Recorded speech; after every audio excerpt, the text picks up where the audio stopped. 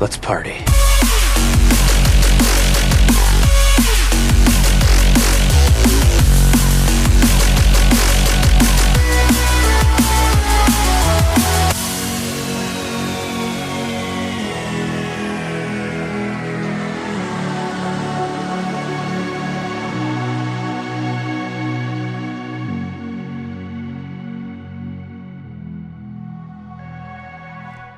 We're here! Hello! Welcome to a brand new year of Party Loaded. Hello, hello! My name's Luke Retallick. Kicking us off tonight, we have the entire crew back returning for another year of fun and shenanigans, chatting about everything great in the world of video games. We have below me, Christian Paulson Brown. To the side below me, Adrian Chia. And over to the other side, we have Matt, the Game Dad Diet. I just realised, actually, I hadn't picked up on this before. Our orientation's changed a little bit tonight, somehow, to what we were doing last year. My orientation is fluid, so sure. It's 2020. Yeah, your give it a time, whatever configuration we want. Panel fluid. Yeah, absolutely. No, it's a good way to kick it off. I'm ready and rearing to go. I feel like it has been a minute. It's been a minute since we've spoken about games and stuff. Minute. Yeah, Hey, literally been a hot minute. We're very fortunate. Apparently equates to about 3 weeks. Yeah, actually, fun related story to Australia's ongoing hot minute at the moment. My wife is actually travelling for work at the moment. She left this morning to head over to Melbourne, over the other side of the country, and I got a text from her a short time ago saying that her flight had been sort of landed at a different city. She'd landed in Adelaide after being up in the air for 5 hours, unable to land because of the smoke there. So, oh God, yikes! Yeah, At least she doesn't live in Baldivis. Well, why is Where that? I live, bushfires are a common occurrence. Everywhere, yeah, absolutely. I think we've gotten pretty lucky so far. There's a couple of nearby misses, but yeah. What's better than burning alive? Playing video games. In general. In general, yeah, absolutely. Yeah, ask me again in a few weeks. We'll see. Yeah, no. Well, anyway, we'll take our attention off that onto that and chat about what's actually been going on with that. So, holiday period. Obviously, it's a bit of a light this week in gaming. Not exactly a week. We're talking more sort of like a month, essentially. What have you guys been doing? Who wants to kick us off tonight with stuff? Matt. me? Sure. Randomly picking me. I like how I elected myself for this role. Oh, yeah. We Great. picked you like I'm just so curious. Yeah, surprisingly enough, I've not. Oh, Adrian. You're What so you cute. doing? Oh, jeez. So surprisingly enough for me, I didn't actually do a lot of gaming, other than a lot of Then Destiny. get out of here. Like, what are you doing? Fine, I will. I'm gonna go. Go find some other podcasts. The non-gaming podcast. The non-gaming podcast. I mean, I did a lot of D&D, so It's good. It's that gaming. counts. Yeah. It's pretty solid. I did a lot of Destiny, so I'm not going to talk about that much, other than to say that I have done every single raid in Destiny 2 now. Hey. Which finally ended it on a low note with quite possibly the worst raid in Destiny 2. So, The Crown of Sorrow? Spire of Stars. Oh, I'm not a okay. fan. I don't even consider that a raid, but sure. It's a raid lair, but it's a raid. I did play some Sekiro, like I said I would. I decided that it was too easy a game for me, and I quit. Yeah. No, I got distracted by. I believe you. Oh, thanks, Adrian. No, it was really more a matter of like I started playing it, and I'm like, while I was playing it, I enjoyed Fallen Order so much that I kept on going. I kind of want to go back and play Fallen Order. And I've been finding that a lot with a lot of the games I'm playing at the moment, where like I sit down to play them a little bit, and I'm like, I could be playing instead at the moment. And so I got like 4 or 5 hours into Sekiro. Quite enjoyed it. I had to make all that adjustment to like the blocking and everything, since it's dramatically different from Fallen Order. And it does, when I say dramatically different, it's different sort of a few milliseconds, but you feel those few milliseconds. But yeah, like I 100% have confidence I can actually go and finish that game. So it's still sitting there on my shelf, and I'm probably going to play it at some point. Yeah. Did you defeat any proper like bosses, like name on the Proper screen, bosses? live bar bosses? Isn't the first boss got his name on the screen? But I don't think he You technically mean like the counts. auto lose one? No, not. I can't remember The guy his with name. the spear in front of the gate. Yeah. Yeah, that's a That's a mini boss. That's a mini boss. Well, I haven't actually done any actual boss. Okay. All right. I wasn't going to say I had anyway, because that's why I say I don't think he counts. But yeah, he's the one that I have fought. I haven't gotten far enough yet to face any actual bosses. Okay. I'm pretty sure, like, Well, then what are you doing here? No. this isn't the Sekiro podcast. I'm allowed to be here. Yeah, that was last year. We had at least a couple of episodes that was last year. That's true. Yeah.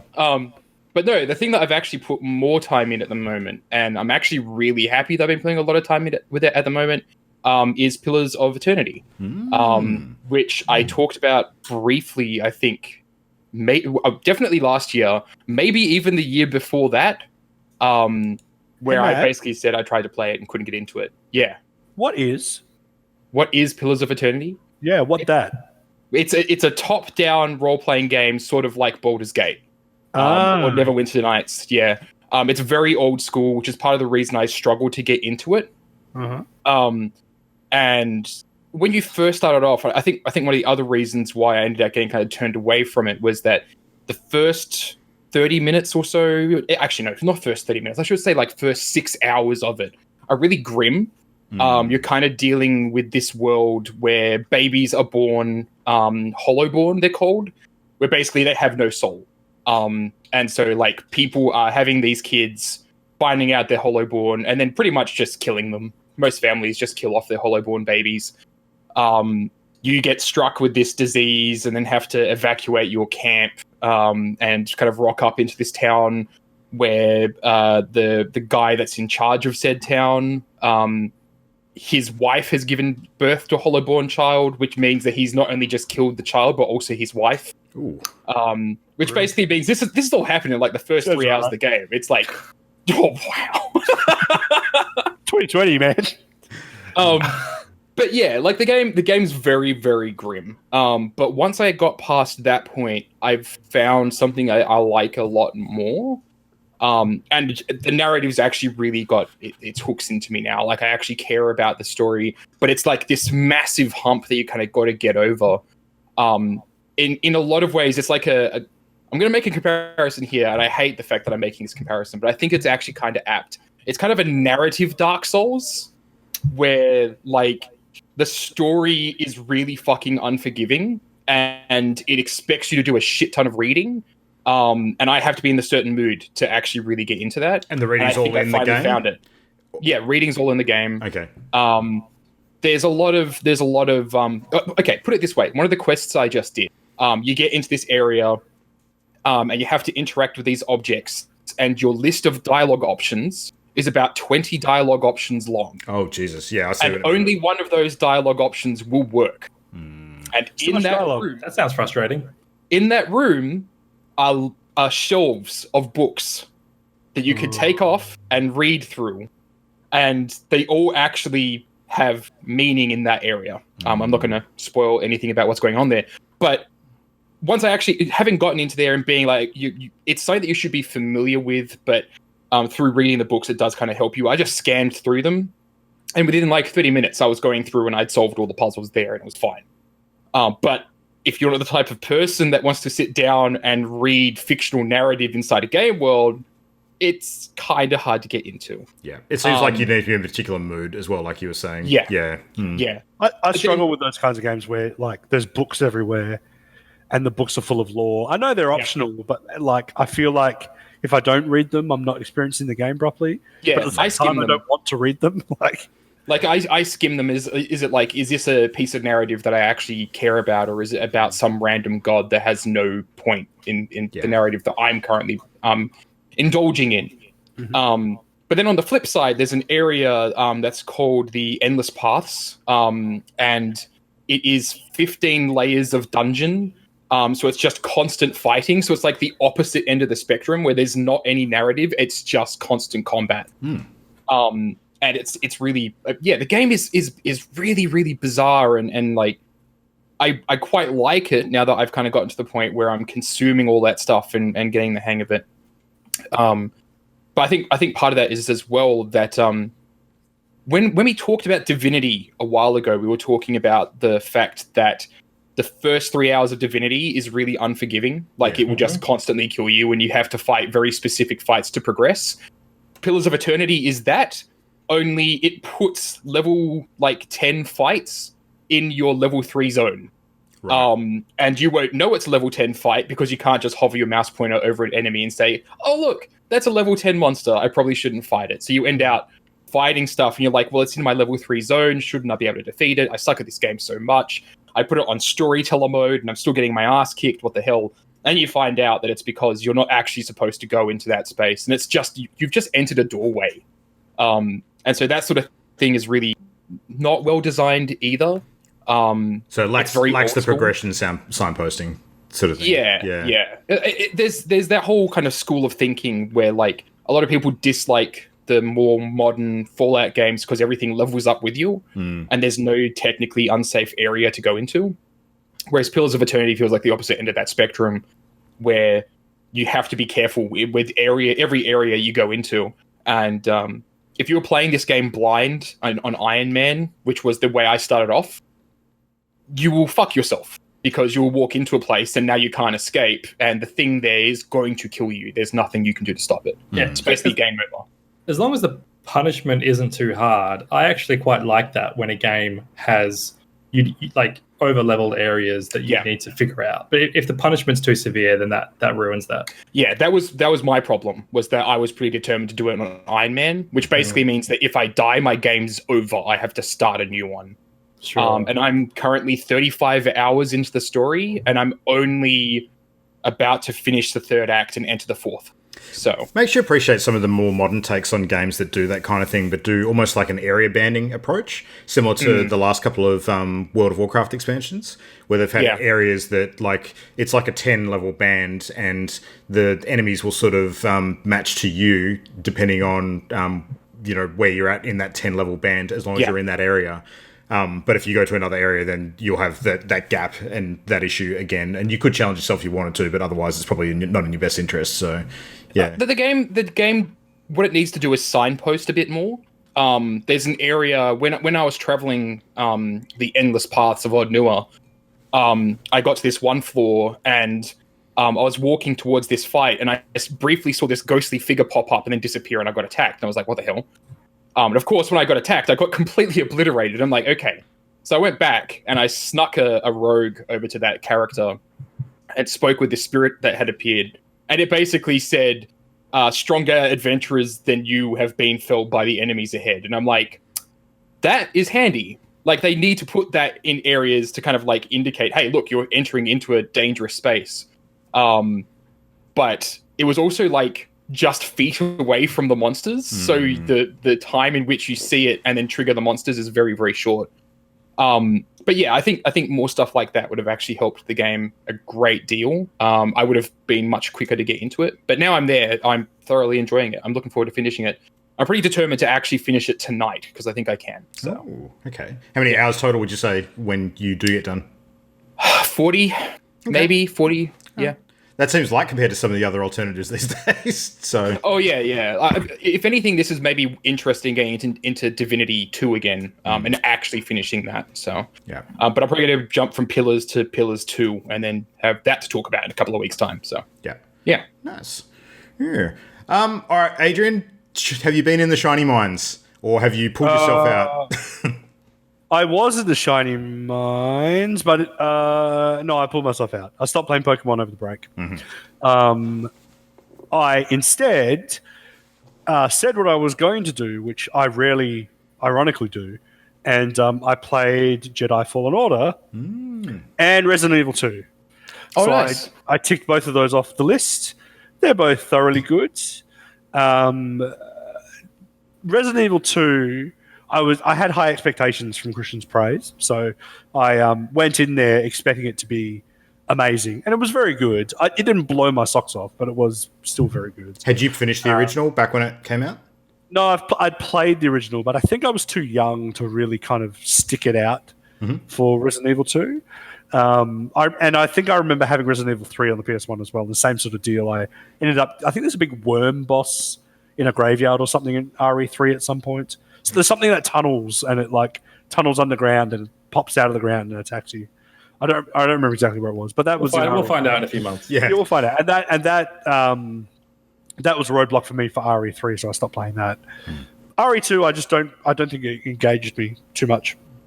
But it's good. I enjoyed it, and I enjoy the map. I think it's very well put together. Makes things very easy. Did you do a point of view playthrough with both characters, or? Yes, I did. Yeah, I did both Claire and Leon. I didn't do the second playthrough of each character to get like the final endings. I just watch those on YouTube because I tend to do that if a game tries to trick me into playing it too many times. Yeah. Unless it's Sekiro, I guess. So you were supposed to play Claire A, Leon B, or Leon A, Claire B, but you played the A of both. Yeah, but like it didn't tell me that, did it? No, it doesn't. I think it just assumes. Yeah, it takes it for granted that you know that. Yeah. Yeah. Well, I'm an idiot, I guess. No, it's totally not obvious. I don't think you're an idiot for that at all. The IGN reviewer made the same mistake. So yeah, okay. But yeah, really good. It makes me really excited to play the RE3 remake.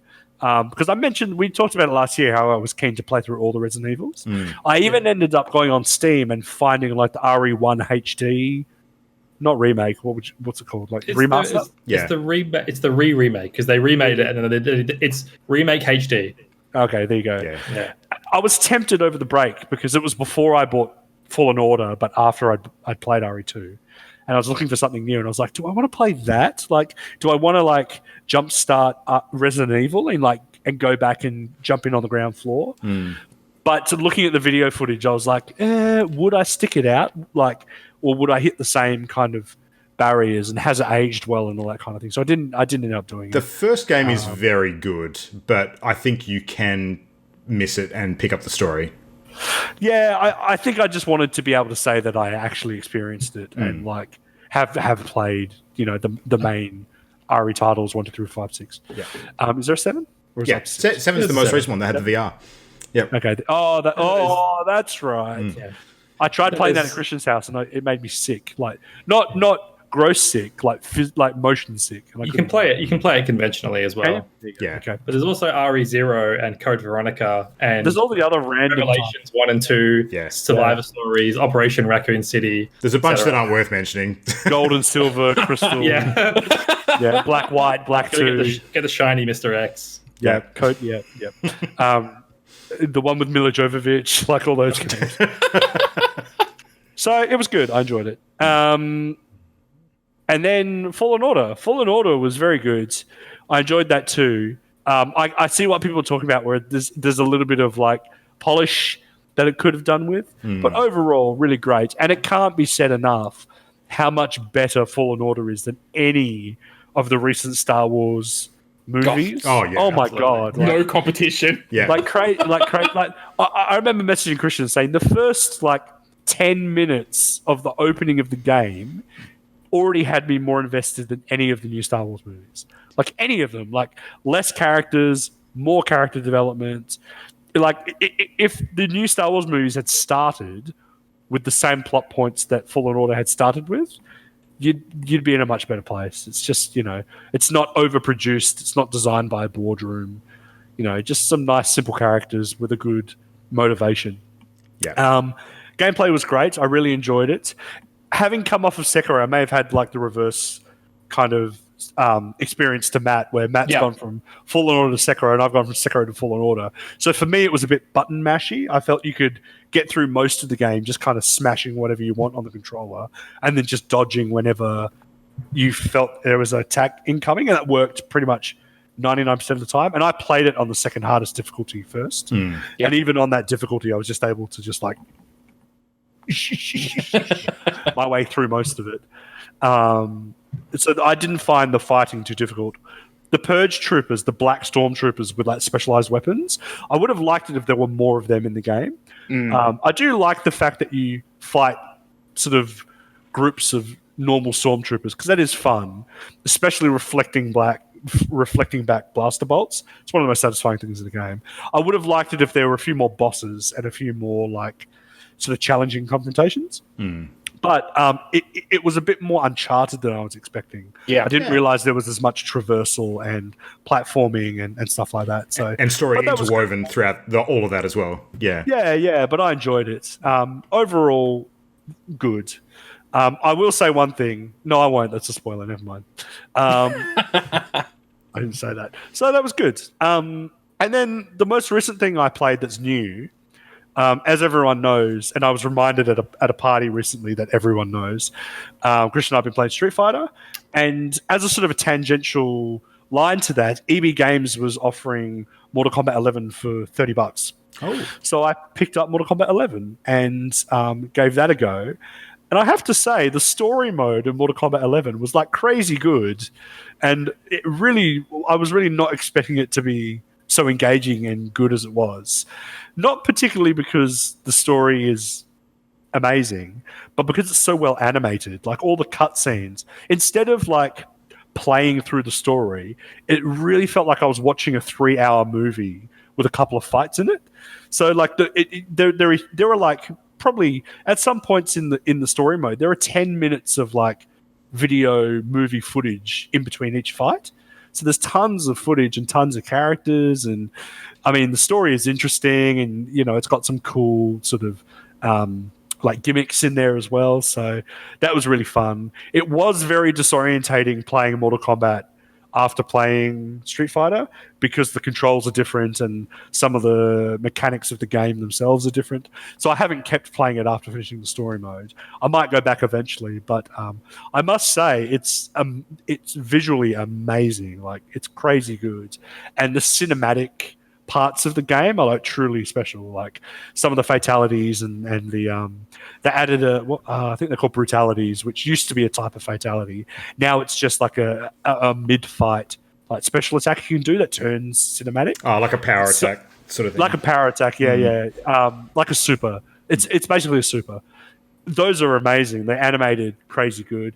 It is over the top gory, but so gory to the point of being ridiculous, where I thought my wife would hate it because it's so crazy violent. But I showed her some of the fatalities, and she just said to me, it's kind of so ridiculous it's not even gory. Like, it's so over the top, you can't take it seriously. So, totally. When you've got Cassie Cage snapping selfies through someone's hole in their chest, you have to chuckle a little bit. Yeah, there's some cool things in there, and there's some of them are really creative, which is the fun thing. The first thing I did was load up the training zone and like do every single fatality just to see what they all look like. So that was cool. And apart from that, just more Street Fighter. So that's been my experience over the break. Someone recently said to me that they thought that Mortal Kombat now is like the Fast and the Furious of fighting games. So in terms of being the pulpy sort of, just fun, good fun franchise sort of thing. So yeah, I suppose so. The one thing that is really good about it as well is the tutorial mode is very comprehensive. Like there's even stuff like they teach you about frame data and like being safe and unsafe, and a lot of things that Christian and I had to learn through our own research in Street Fighter. Mortal Kombat teaches it all to you in very sort of thorough tutorials. So it has to be lauded for that. As far as like onboarding people into fighting games, it does a really good job. And by comparison, Street Fighter looks like a bare bones production. Yeah. By comparison, but who cares? It is what it is. That's what it's meant to be. So yeah. Nice. All right, cool. Christian, what's going on? So I also played Jedi Fallen Order. My thoughts echo Adrian's quite a lot. I loved the story. I loved the characters. The combat was really fun, but like overall, the kind of Dark Souls comparisons, I like the parts of Dark Souls that they aped, like the enemies respawning when you rest at like a bonfire, and the combat is somewhat more sort of methodical, but it is more actiony than a Souls game. But it still let me parry the shit out of things, and that was really satisfying. Like there were a lot of fights where I could have just mashed my way through them, but I preferred just parry, just because it was more fun to do. Yeah. I definitely agree with Adrian that there needed to be, or that I would have preferred more boss fights. But again, that's sort of carrying through my expectations from a Souls game, which are very boss centric. Dark Souls are always like, oh, I can't wait to see what the next boss is like, and then you see like a fog door and you're like, yes, boss time. Whereas this game, there were a couple in there, but they weren't sort of very surprising or like particularly engaging. So that would have been nice. I really don't like the map design in the game. Oh my God. I feel like it's the very multi-level sort of weirdness very of it. It's hard to navigate. with a lot of like kind of the one-way slides that you sort of get stuck down before you can find the elevator to go back up. I do like the Metroidvania aspects of it though, where it actually signposts things that are blocked off until you get certain power-ups and upgrades. I think that's good.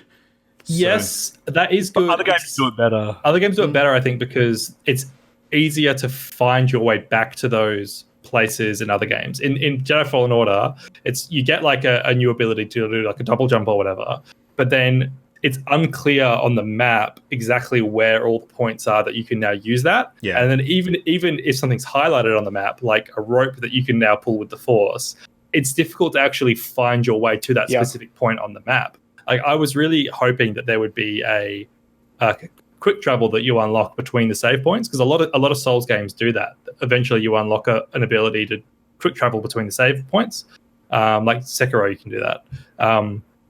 But so I was just disappointed that wasn't in there. But the game was really fantastic, and all the story and character stuff just like elevates it on that level so high. I did the platinum trophy, and I'm really excited for a sequel potential because I think that I really want to see where it goes. And yeah, it was good.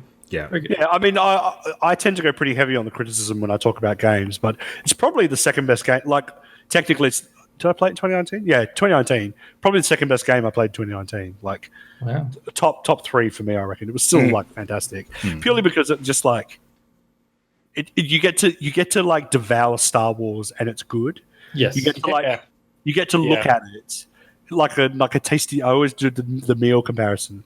So let someone put like a nice fancy meal in front of you, and it tasted the way it looked. Like it trick you into being something other than what you're expecting. Yeah, and it surprised you as you went along, which I thought was good. Yeah, for me, like I think part of the reason why I enjoyed Fallen Order so much was because that meal that they put in front of me was like, okay, like it's EA, it's Star Wars. If it was like the thing they've just put in front of me is like, here's a McDonald's Big Mac, and I'm gonna probably enjoy it, but then after the end of it, I'm gonna feel really, really sick. I like Big Macs. Have you had the Grand Mac? That's limited time only at the moment. It's like quite nice. This is stores now. This is a really nice homemade hamburger instead. Like it felt like there was a lot of love put into it. And I think that's it. The fact that I was so surprised by it's probably why it ended out so high on my personal list. So yeah. I'm so like Adrian said, I'm so glad that it exists as an antidote to the sequel trilogy. Like, Fallen Order and The Mandalorian. Like they make me feel happy to be a Star Wars fan. Yeah. Because if I just had the sequels, I'd be like, shit, like this sucks now. My very clear feeling after consuming all of that together in the same sort of rough time frame was that I now more than ever love Star Wars as a setting, but I think that it's better as a setting as opposed to like this thing that we've held up in our minds as like being the core canon of Star Wars, which no longer really works like it used to. So but I think the contained stories within that setting are great. Yeah. There's a channel that Christian and I both subscribe to, a YouTube channel, where one of the presenters talks about Star Wars being creatively bankrupt. How there's just like they keep going back to the same tropes and the same gimmicks, Millennium Falcon, lightsabers, this Force, blah blah blah, and like building on what you just said, Luke. Like I totally agree. Where I've always said, let's just go somewhere in that galaxy.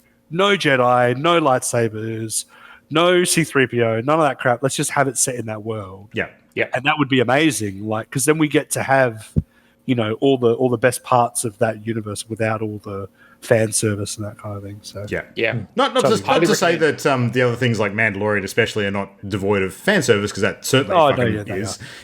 But I think you can do it in tasteful ways that aren't over the top. And yeah, but on a related topic, I also spent a good time playing Fallen Order during the break, which I won't talk about too much because you guys have covered pretty much everything I wanted to say. I did finish it. I unfortunately, before finishing it, had the ending spoiled for me, so I knew what was coming. And there is definitely something at the end that I'd advise you to avoid spoilers before you get to. You get to play as Jar Jar Binks. Finally. Damn it, Adrian! Don't tell everyone. Technically it's Dark Jinx. Dark Jinx. Yeah, but that was really, really awesome. My overwhelming feeling after wrapping it up and sort of looking at the year as a whole, I think that Respawn just had a fucking amazing year last year, like with everything that they came out with, Apex and Fallen Order, and just they came out of nowhere essentially to do that stuff. But I think that schedule wise, with Star Wars especially, they were at the mercy of the movie release opportunity. And I think that if they had have waited another month or so and gone for maybe a January release and polished things a lot more, the game would have definitely benefited from it.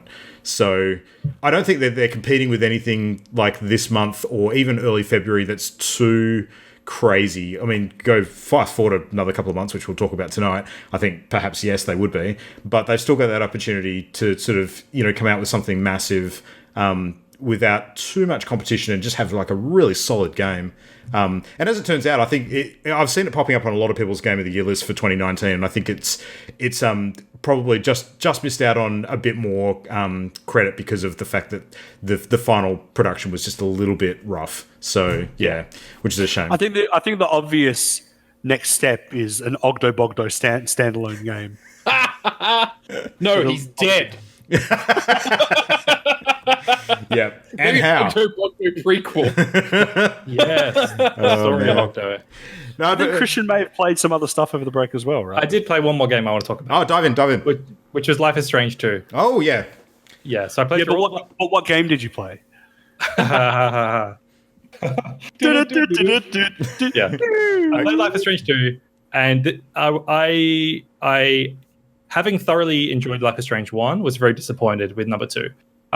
It started strong. The first episode, I think, was quite good, but then it was all downhill from there. I feel like every episode got worse and worse. And for me, it was a lot of frustration with the direction that the story went, where I felt like none of the decisions that the characters were making felt like the right decisions at all. And I was constantly just like, I don't like having to make any choice here because it's just stupid. Like it felt like false dilemmas to me, where it's like, we're going to give you these two difficult choices and we're going to ignore like a really smart choice or a really obvious choice for dramatic effect. Yeah.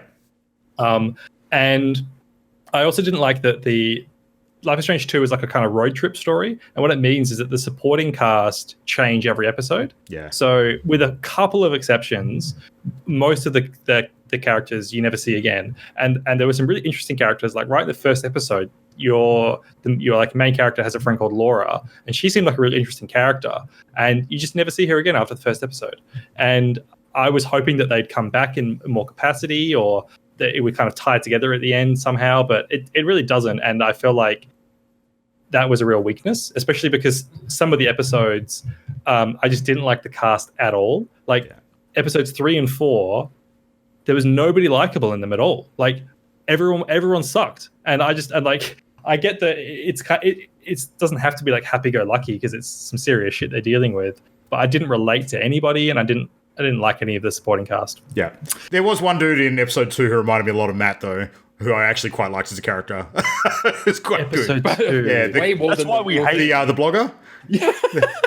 Yes. Yeah. It's like the end of episode 1, start of episode 2. Yeah. I that to me almost there's like a blog, like a hipster blogger that kind of helps you out. Don't draw too many comparisons here, Matt. It's a very loose link. It felt like a self-insert, like a writer self-insert to me, where it's like this hipster blogger who just comes along and kind of like saves the day, and he's like super nice, and he's non-judgmental, and he's just so charming, and it just felt like one of the writers being like, but not like Matt at all, really. It felt like one of the writers being like, I'm gonna make like a nerdy hipster sipping Starbucks hero, and I didn't like it. Yeah. I was referring to more sort of the game dad aspects of it, but yeah. I also felt like the direction that the kind of like morality system goes in, it felt really inconsistent. So it's a story of two brothers, and the younger brother has a psychic power, and this is kind of, I guess, mini spoilers if people care, but not really. It kind of goes in two directions, where the little brother can end up being like a psycho asshole, or he can be a nice kid, like a well-adjusted kid. Psycho asshole. I felt like all the decisions I were making I felt like we're the responsible thing as the older brother. I didn't feel like I was. I would like encourage him to have empathy. Like, there's like a time when there's like a cougar, and I was like, no, don't kill the cougar. And there's a time when it's like, we can steal all this money, or I was like, no, don't steal the money. And like, I felt like I was being very responsible, but the game kept saying, no, you're turning him into a psycho kid. And like, good thing you're the youngest in your family. I don't know. I felt screwed over. I felt like the actions I was making didn't reflect the consequences of those actions. Maybe you just thought you were making the right actions, but in reality, you're like, no, of course you should murder that child. Like, that's the moral thing to do. Shock him and teach him that it's wrong. Yeah. There's like a murder in it, but the choice is, do I murder them or does the younger brother murder them? And so I murdered them because I wanted to like spare the younger brother having to murder them. I murdered them because I wanted to feel. But then he was still a psycho child. What's that old? I'm sure it's a Chinese proverb. It's like you could know a man your entire life, and then one day hold that man to the brink of a volcano, and on that day you will finally meet him, or something like that. Yeah. That's right. You need to do that with the kid. You need to push him to his fucking limits. Yeah. No, I just wanted to like. Christian, you clearly don't have children. The way that you're supposed to raise them is that... Look, as a mother. Gwyneth Paltrow taught me anything. You make them do awful things, so they just get it out of their system and never want to do them again. So it's like, hey, look, we are going to actually rob this bank, and then you'll have it out of your system, and you would never want to rob a bank again in your life. No. It'll be like Angel Child. Are you robbing a bank?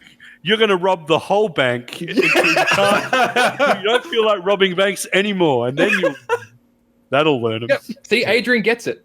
Gets it. Yep. No, that sounds really dumb. But no, Life is Strange 2, no bueno. No bueno.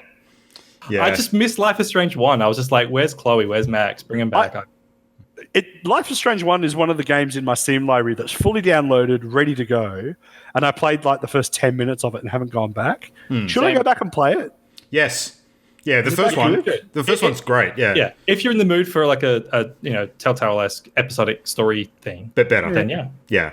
But better, yeah. Yeah. Is it something, I have a question. If I was to somehow get it onto my TV, is it something that you could play with another person? Yes, absolutely. In fact, I would recommend it, particularly with your partner. I think she would get into it. That seems like something you could do together really well, actually. Yeah, I think it's perfectly suited. It's the perfect couple game. Okay, cool. Yeah. That sounds good. Nice. Anything else? That's it. Just a little bit of Street Fighter trickling along, but not too much.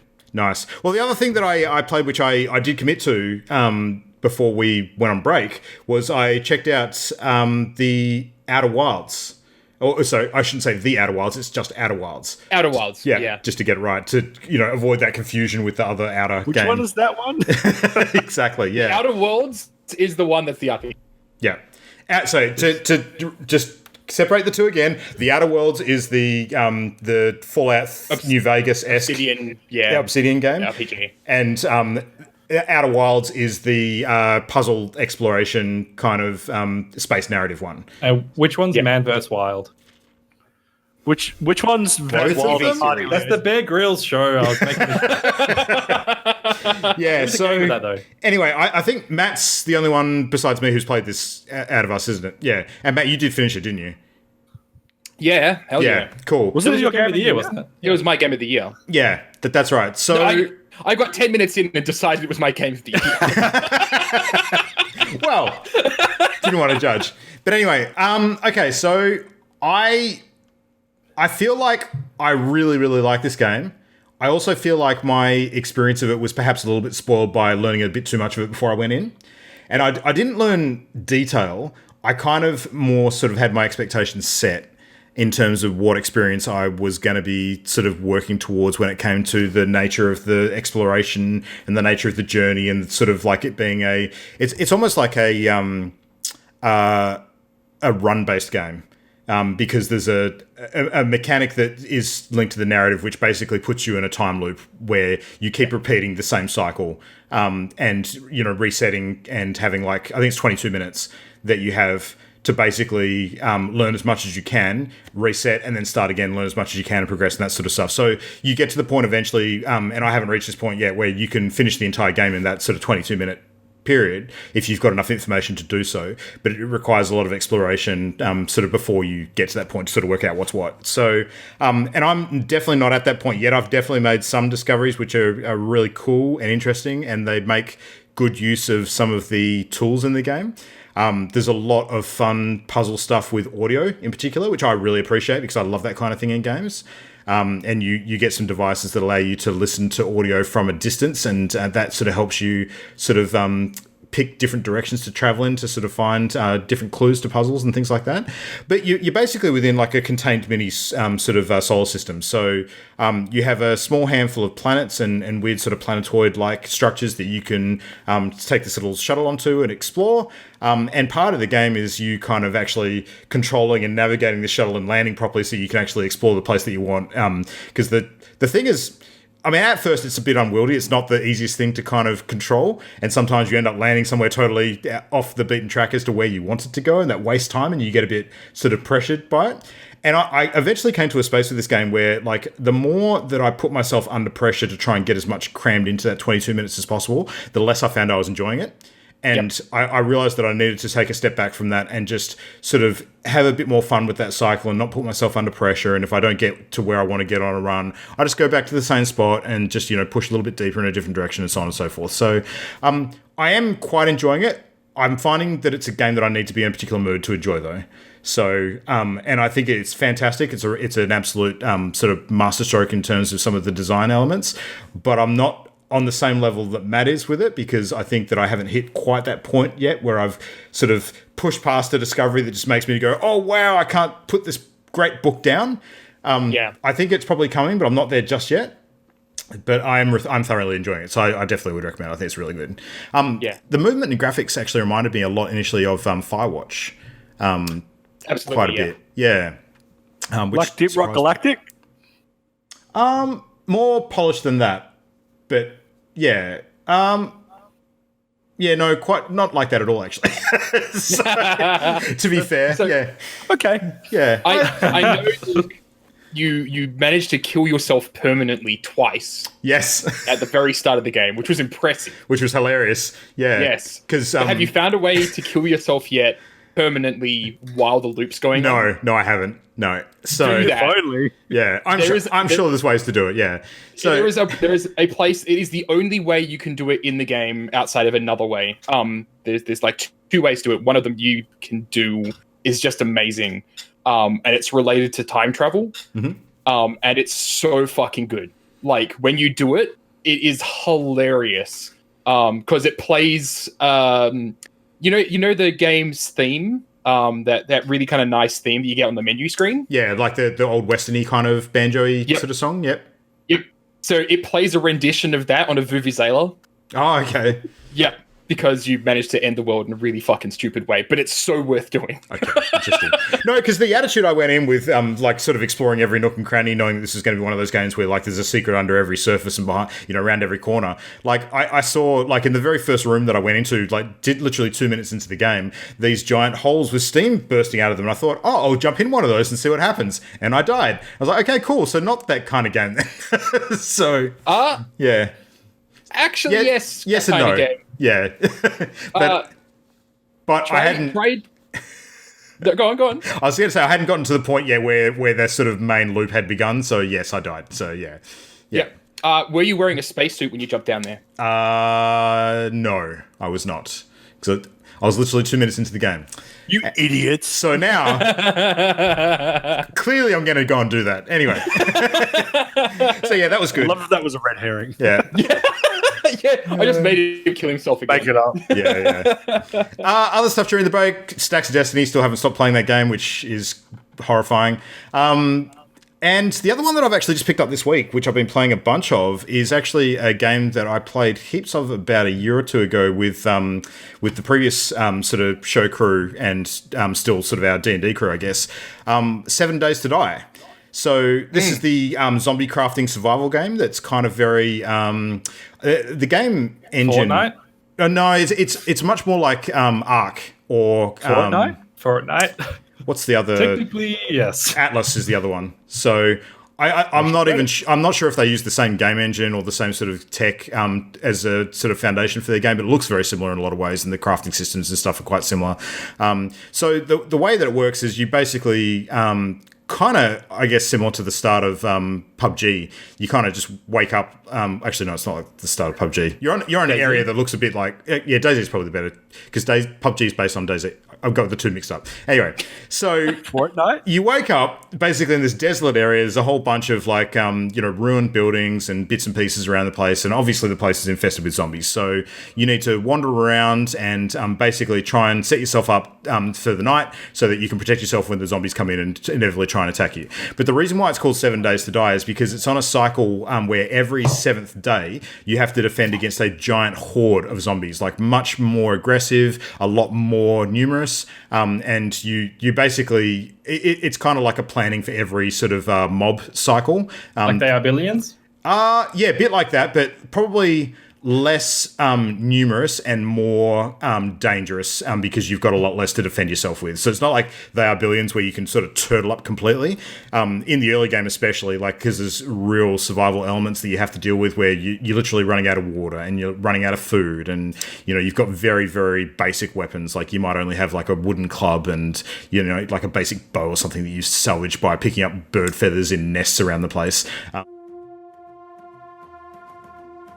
You need to find as much stuff as you possibly can so that you don't die early on. And then when you get into the mid to late game, the crafting system is crazy. Like you can set up all sorts of stuff, like up to like automated gun turrets, like full-on power systems.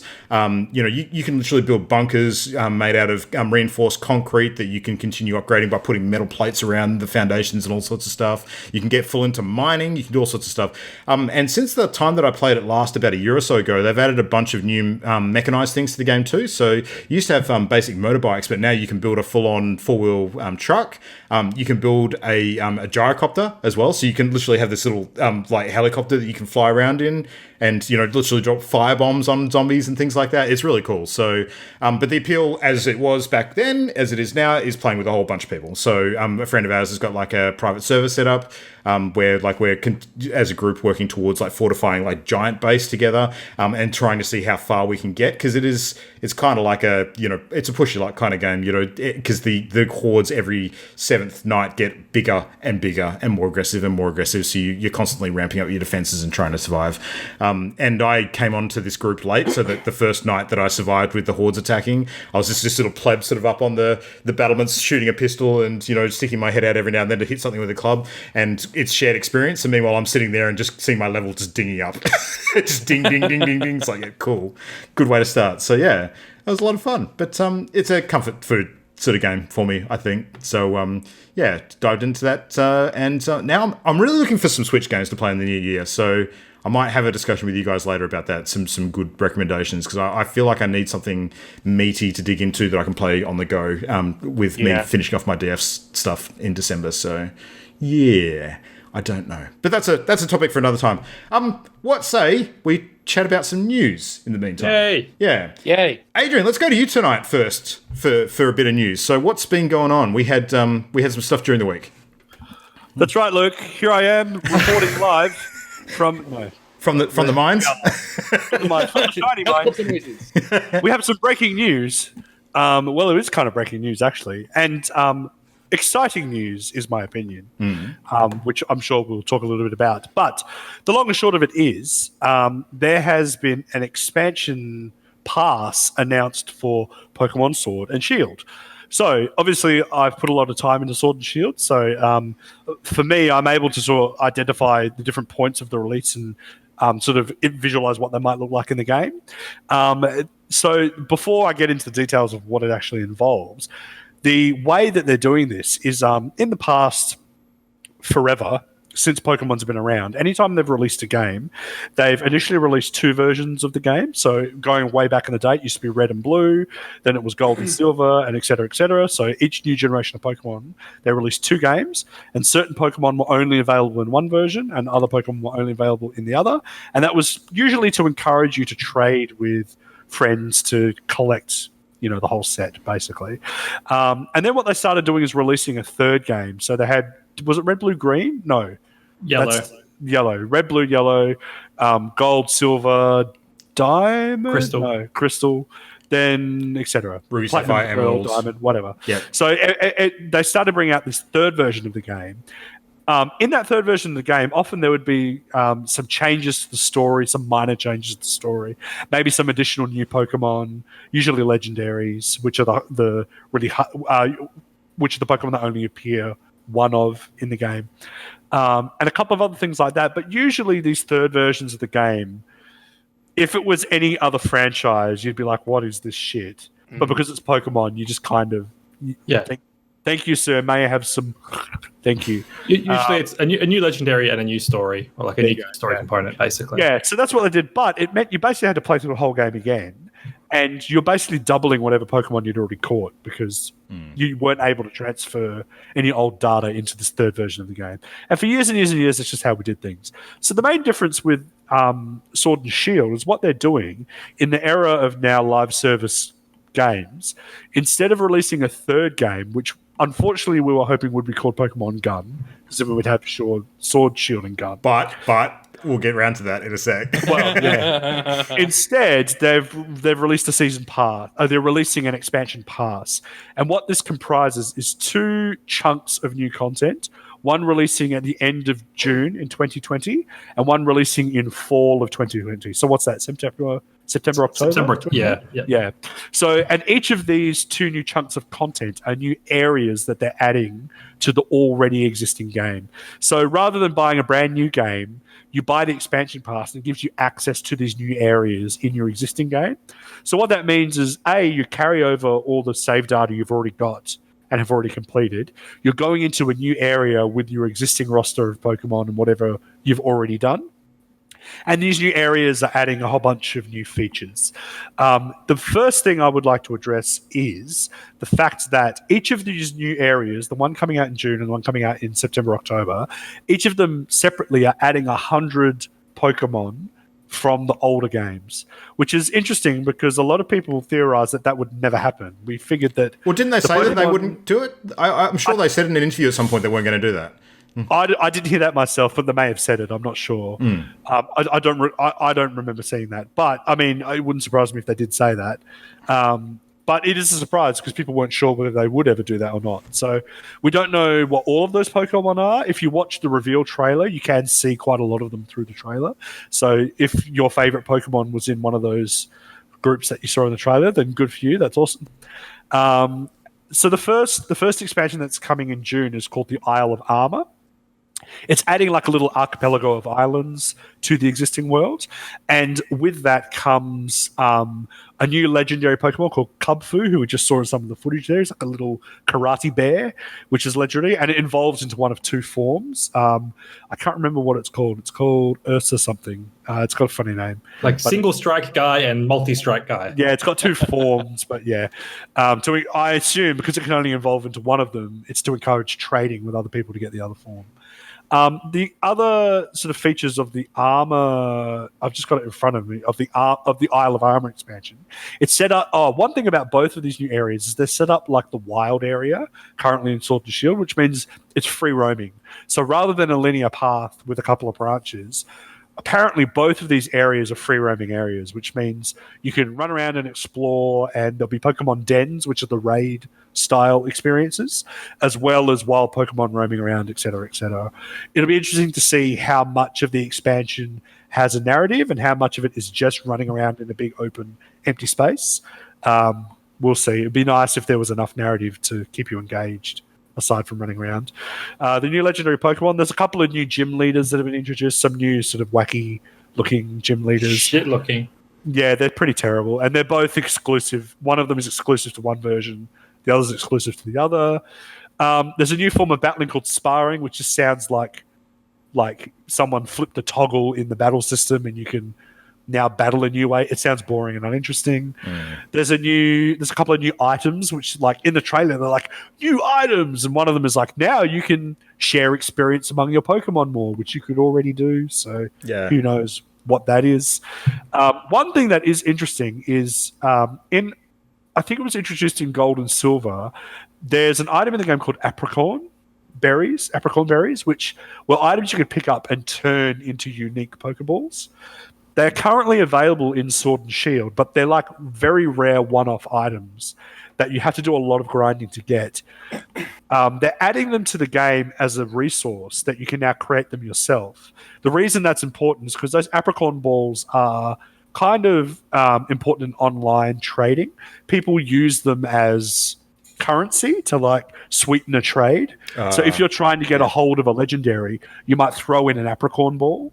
And the reason is purely cosmetic because these apricot balls are different colors. So people like to breed a Pokemon with a specific ball because it matches the color of that Pokemon. So people often say, oh, if you like, I'm willing to trade this particular Pokemon for this particular Pokemon, plus it's holding this type of apricot ball. Oh, so you can trade held items, can you? Yes, you can. Yeah. Okay. You've always been able to do that, I think. Oh, yes, just not between games. That's right. You can trade online, but not between games with held items because the items change between games. Yeah. Yep. So those balls, that's pretty important because it might influence the online trading scene in that regard. There's some new moves, some new Gigantamax forms, which I won't explain. If you know what that is, you know what that is. That's all in the Isle of Armor.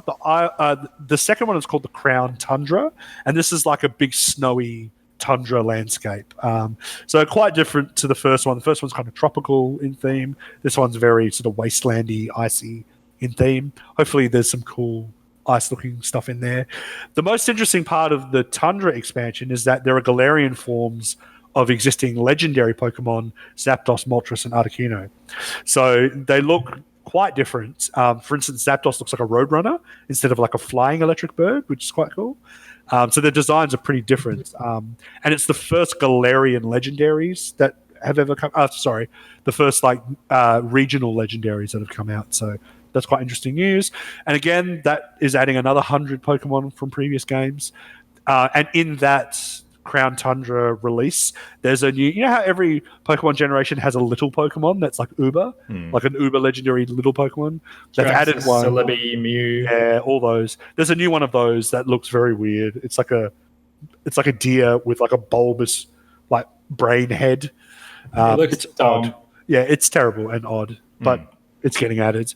And probably the most interesting part of this expansion is they're adding a new type of co-op gameplay, which is meant to be like a dungeon. So it's actually going to be a space that you travel through with other people and fight raid style Pokemons. So you can currently do raid battles in the wild area, but they're kind of like a lobby that you join with other people. This sounds like it might be probably not that more exciting, but it might be an open, like a designated instanced cave system with a series of these raid battles. That's cool. And it sounds interesting. It might involve a bit more strategy. But we'll see how that goes. And that's kind of it for the expansion. You forgot the most important part. What's that? Gun? Yeah. I don't know what you're... Oh, Inteleon. Okay. Yeah, all right. So one of the starter Pokemon Inteleon is like a lizard, and his gimmick is that he's like a spy. And one of his moves in the game is he makes he doesn't actually make a gun shape with his finger in the original game. He does this kind of pointed it's like a lame hand. And but the move is called Snipe Shot. So it's like a high accuracy, high power attack that he does. Yeah. His Gigantamax form is, instead of getting giant, he instead creates a giant sniper's nest and is sitting on top of the nest with, it actually looks like a harpoon, but it's obviously meant to be like a sniper's rifle. So that is interesting from the perspective of it being Pokemon, because it's obviously insinuating a gun. I think they get away with it because the harpoon thing. Because it's a harpoon, yeah. So, and it obviously looks like a little harpoon. Yeah, because as we know, harpoons are all the rage in Japan. Yeah, well, maybe he'll go shoot a Wailord. Yeah, exactly. Yeah. I was trying to think of I can't think of any dolphin Pokemon, but anyway, no, there is a dolphin Pokemon. Yeah, there is. I can think of. I can't remember the name of it. They always shoot them by accident, though. It's never on purpose. Oh, you idiots. Anyway, Luke has successfully killed the news item. So he harpooned it. No, I was just going to say, I think it's all really cool, and I like the idea of DLC for Pokemon. But again, the Pokemon Company have just like defied expectation when it came to the amount of money that they can make from this by not only making DLC but like alternate versions of each DLC. It's still better. It's still better. But don't you feel at least a bit of cringe at that? Like, No, I don't. I know what you mean, Luke, but the fact that what they normally do is sell you a whole other game that has 95% the same content, this is way better than that. True, but I mean, this is you're sort of going through and saying like the third game for a lot of the generations too. I mean, last generation was the first one where they actually broke from that formula and did Ultra Sun and Ultra Moon. That's not the first time. It's actually been built since Black and White. But that was different. They were very different games though. Like Ultra Sun, Ultra Moon were a lot more of the same content, from my understanding. So, well, even if that's the case, that's what they've done with like Diamond, Pearl, and Platinum. Like it's a rehash of existing content. Yeah, this is brand new content at a much cheaper price times 2 because there's 2 new areas. Yeah, plus they're adding old Pokemon. I think it's quite different, and I think it's a lot better. I don't hate it. I think there's pros and cons. One of the other things which concerns me is the fact that they've said that we're bringing a whole bunch of new Pokemon into the game that aren't currently in it, like an extra 100 or whatever. But are all 100 of those the old ones, yes. or they are? It's 200. It's 100 per area. And that 100's not being eaten into with some of the new designs that they've shown. It's actually there's no new Pokemon outside of the legendaries. There's no new Pokemon in this content. Yep. Yeah. Only legendaries. Okay. There'll be Galarian forms. So, for example, at the moment, yes, with the release of the trailer, you can get a Galarian Slowpoke, which is new. So there will be other new Galarian forms, but those are likely separate from the 100 that they're adding. So in total, there'll be 100 old Pokemon, X number of Galarian forms, X number of new legendaries per area. Okay. So that's what's. If that's the case, that's good then. I misread that because my first thought was, why are you spending so much development time on creating a whole bunch of new Pokemon when you still haven't brought all the existing ones across? And if that's not the case, then that's good. So yeah. And I mean, if you look at the total, because there's 400 Pokemon in the current decks. 80 of them are new, so you're looking at roughly 320 old Pokemon. Now we're adding 200 more. That's 520.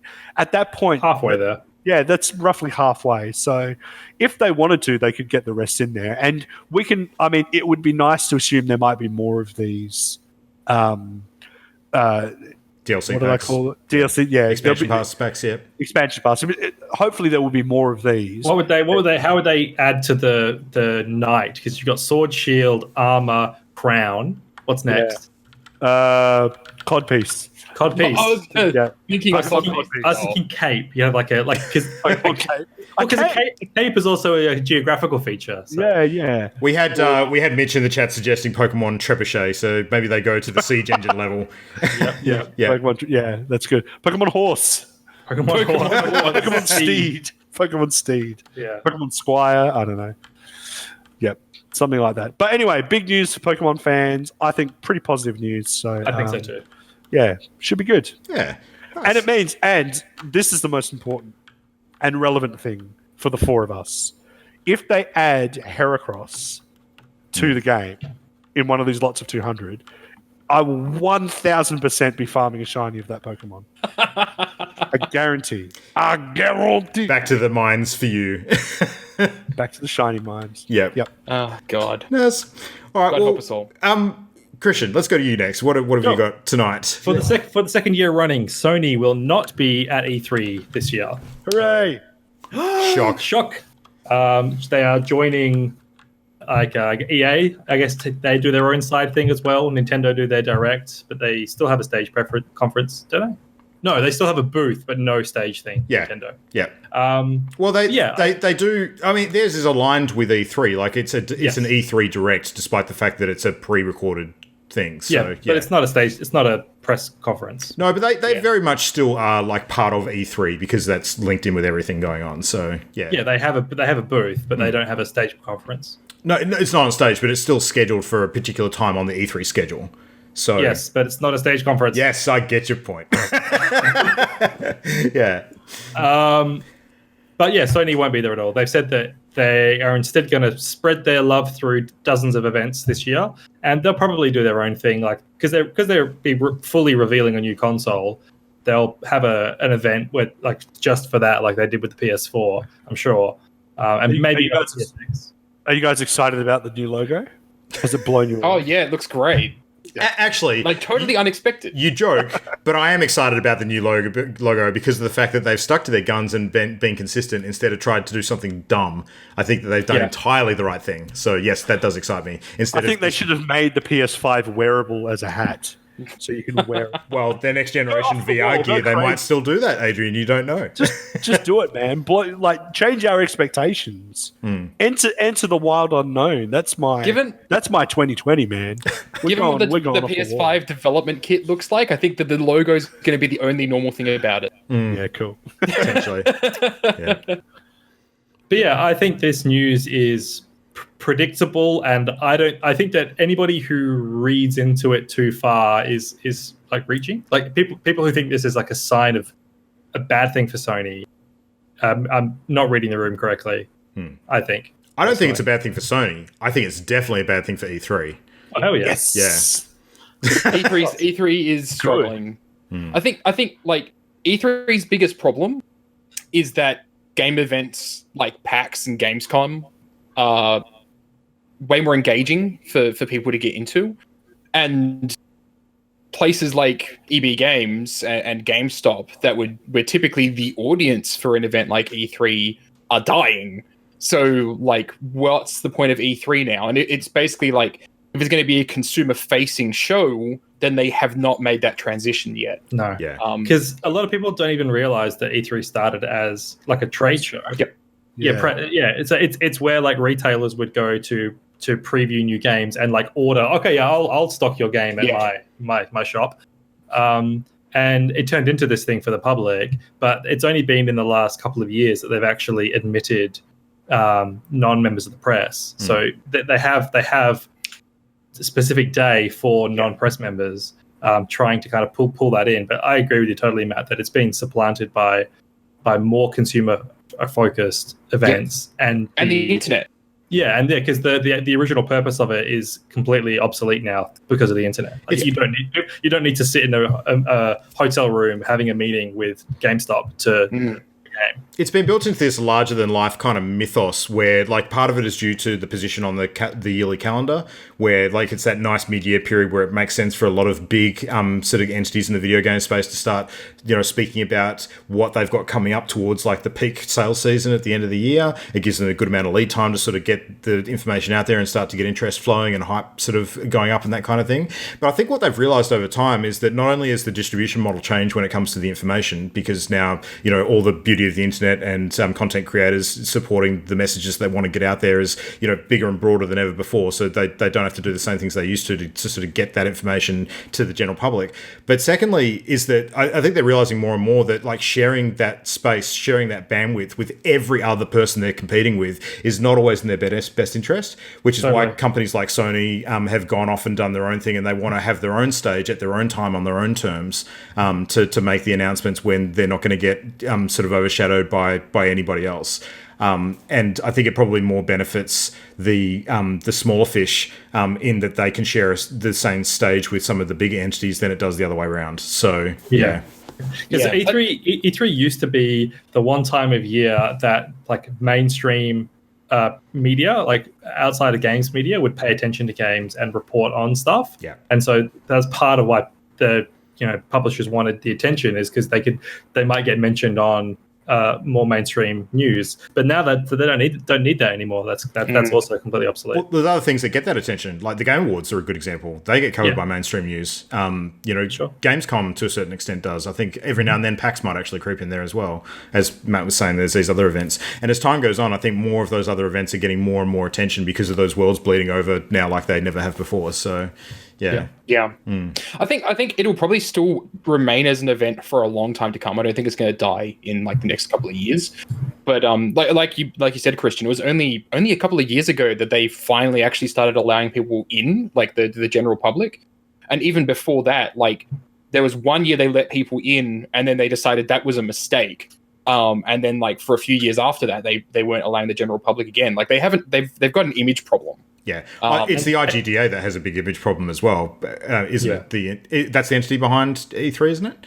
No, it's ESA. The ESA, ESA, sorry, yeah. I've got it wrong. Yeah, but the ESA, particularly after last year, because of that huge controversy with the data breach, like a whole bunch of games media people having their sort of information leaked by like a form that was left open online and that kind of stuff, as well as the ongoing controversy with their leadership as well, sort of changing, over recent years, and some of the mixed messaging around whether they're actually doing things that are supportive of games developers versus some of the bigger fish in the industry. It's it talks around where they stand on unions, that kind of stuff. It's put a bit of a grey mark on them quite a bit. Yeah, that's where you're mixing up the IGDA and the ESA. Okay, cool. The ESA's never cared. Like the ESA is basically like when the conversation was happening about gun laws in the United States, the ESA were the ones that were going in there. But when you're talking about the game developers, that's the Game Developers Association. So different organizations in that respect. Cool. Yeah. Sorry, Adrian. E3. Kill it. Don't let it die. Kill it if you have to. That actually sounded really perfect. That was right on point. Pretty close. Pretty close. Kill the past. Yeah. Yeah. I don't know. Yeah. I still enjoy tuning into it, and I still enjoy it as an event. But I enjoy it because of its corniness in a lot of cases. But I want to see it improve. I want to see, quite honestly, I think that the best place for E3 to turn up is there's no longer a physical space for it, and it's basically everybody does things digitally like Nintendo. And I kind of could see it going down that route. The Japanese, they're just more efficient. Just do it the way the Japanese do. I'm definitely in team direct, make everything direct. But I did want to say that your suggestion, Matt, that flies in the face of the leaked ESA strategic document from last year. So last September, there was a leak from the ESA about their plans for E3, and they're saying they want to turn it into like an interactive festival. They describe it as like Disney World meets TwitchCon. Yeah. And that there'd be like 8 experience hubs that they'd invite celebrities and influencers. Oh god, yeah. Just scrape this layer of grease off there. I fall somewhere in between. Like I do like the efficiency of some of the direct models of communication when it comes to release information, but I do love a good stage show presentation when it's done properly. So when is it ever done properly? There are definitely some that have been done pretty well in recent years. I would say Sony prior to the last one that they did at E3. So not the one they did where they had that weird sort of 5-game approach with the weird sort of musical number for The Last of Us Part 2. Not that one, the year before that. Yeah. You mean the one where they ran it and there was 2 separate locations and they had to shuffle everybody out once they were done with the freaking Last of Us? The year before that one. Yeah. Yeah, the year before that one. Yeah. But I guess it depends on what you're trying to get out of them. Like Bethesda's had a couple of good ones that I really enjoyed. Not last year so much, but it's a bit of a hit and miss. But when they hit, I think they're really enjoyable. So, yeah. It's bombastic. Yeah. I guess it's personal taste. It totally is. Yeah. And I totally get that my taste in particular compared to Christian and Adrian in particular are probably a little bit misaligned, but it is what it is. Yeah. I liked it when it felt relevant. Yeah. Like Nintendo 2004 was good. Like with the what's it called? Reggie's first appearance was yes, that sort of stuff. Because that kind of stuff doesn't come organically from a pre-recorded video. Like that's magical, and it only happens when you're live to a certain extent. So yeah. I think, like I said, it's just a matter of taste and the fact that like some of us have it. I think that makes all the difference when it comes to these kinds of things. Speaking of taste, great point in chat that Devolver Digital presentations have been spot on the last few years. But they are pre-recorded too, so they sort of fall into the other model. They're pre-recorded, but they're pre-recorded like moments before they actually end up being played. Which is why in past they've actually been able to take the piss out of the conference that was directly before them. Like they basically have their script writers sitting there making jokes right before they recorded. It's amazing. It's so clever. Yeah, and it's very on brand for them too, which is good. So yeah. Cool. All right. Well, anyway, to hopefully put some salve on the wounds that I caused earlier on when I should have been a little bit more sensitive about the plight of our bushfire-stricken areas of Australia. I do apologise for that. Matt, what is going on, and how are we supporting that through the games industry? So Australian game developers in general have actually started up a hashtag and a website called Game Developers for Fireys, where you can go and actually, if you Google it, because everybody spells fireys differently when they look up that. It means there's 2 separate hashtags on Twitter for it. But if you go and look them up, you can actually buy game developer services. You can buy your way into video games that are currently in development in Australia, and you can buy cool limited edition merch that people actually had, from games that were developing here in Australia. So it basically all the proceeds go straight to the fireys. The way that's basically working is that people are running auctions on Twitter, and when they call the auction, basically they ask the person that won it, go and make the donation, and then I'll give you the thing that you've donated for. And it's this really, really cool effort that basically the Australian community just kind of come together to make this thing happen and raise some money. It's a really cool idea. Yeah. I didn't want to go too in depth about it. There was some really dumb shit that happened today that I'm not going to go into, which was really fucking dumb. Suffice it to say, people with bad opinions exist. And if you look at the hashtag, I'm sure you can get a laugh. So. Mm-hmm. Yeah. No, it's tough. I've been sort of following like a number of well-known sort of developers and peeps in the industry sort of on Twitter over the last few weeks who have actually been like literally running from place to place while their houses have come under threat and that kind of stuff. And it's just, it's pretty gut-wrenching to read that kind of stuff with people that you actually know, being affected and impacted. So yeah, this is a real good cause. I hope everyone can get behind it. Every single dev that I know in Melbourne at the moment are struggling with the fact that right now the air quality is some of the poorest in the world. Yep.